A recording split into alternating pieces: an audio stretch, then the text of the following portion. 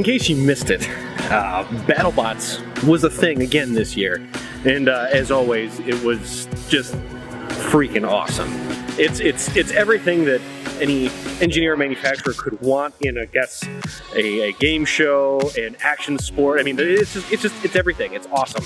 But what's really cool is what happens behind the scenes as BattleBots. I mean, the season spans several months, and they push it out every week on Discovery Channel and this, that, and the other thing. But they do all that stuff in just a couple weeks.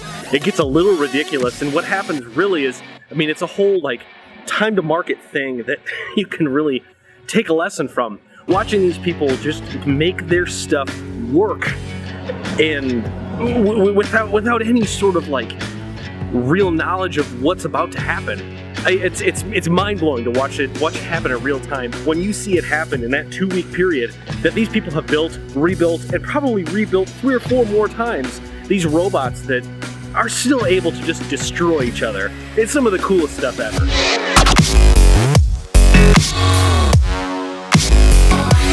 if you're right, then you're in trouble deep. 'Cause I won't break, no, I know why won't we. You're in trouble deep.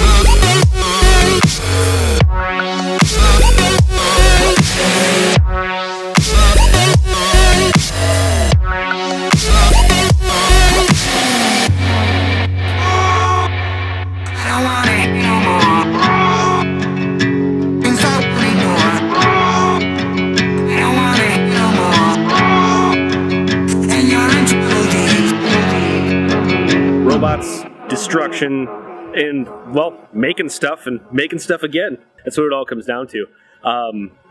So that's it. If you like what you've seen, subscribe to the channel, give me a thumbs up and all that jazz because, well, you want to.